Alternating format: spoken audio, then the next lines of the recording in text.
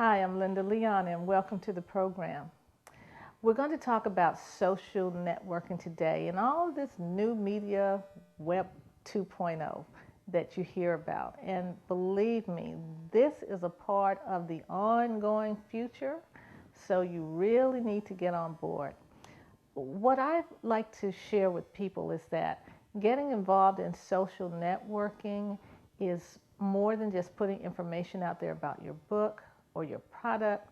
It's all about building relationships, and you build the relationships in the platforms that mostly relate to your product in the best way. Now, many of you may have started social networking platforms and maybe they're not working. So, I'm going to give you a few tips to help you to um, maybe turn that around a little bit. One of the things I would like to encourage you to do, if you find that your connections are not working like you would want them to work, is begin to ask yourself, have I tapped into the correct niche? Have I really evaluated the topic to see if this, what I am offering, is what people want to hear about? Is it engaging? Does it solve a problem? Does it give a benefit? Does it help to shape something? Does it have an impact to society in any way? These are the things that makes or inform. Does it give information? These are the things that help social networks to grow. Um, Building one day upon another with quality content. Without quality content, it's not going to grow. It's going to eventually die out because nobody's going to want to hear it. That could be for one reason. There's too much information out there from other sources in that area, and so yours is not prevalent enough to make people say, wow, I need to take a second look at this. Or maybe it's a situation where it's just not an interest there. So you can begin to analyze things like your topics, your lines that you put on your headlines for your post.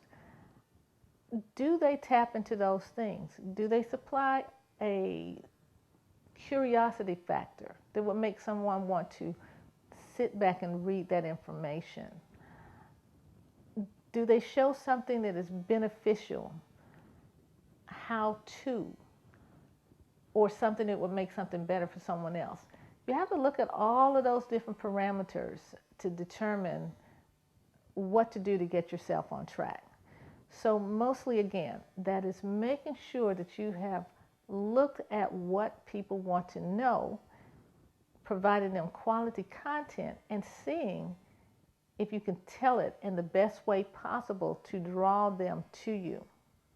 Now, one thing that you might want to do, say for instance you don't have that quality information because you just don't have the ump, I'll call it the ump, to get the word out there. You don't know how to write good headlines. You don't know how to make something entertaining or of value. Then maybe you should go and look to see what you can find that you can bring towards your network. For instance, can you find videos on your topic that someone else has done? And these videos are phenomenal. And you know that if you put that particular video on your site, people might read it. Can you find articles that people have written?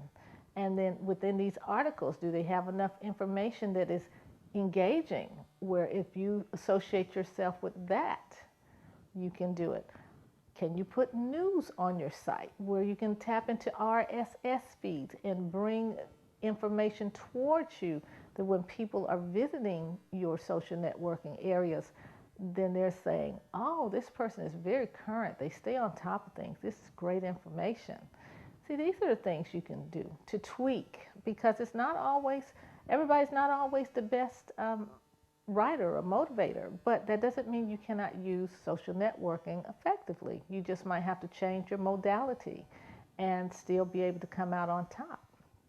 So you need to really begin to identify with the people, see what they're wanting, see if your information is too redundant, And if it is, find another source who can say it better, or begin to engage with other sites or pieces of information that you can pull onto your particular network to make it more interesting.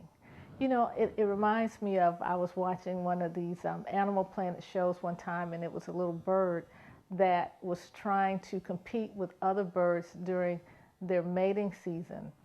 And all of these birds had these fantastic plumages, you know, where they were doing these fancy dances and making chirps and all kinds of things to catch these women's attention.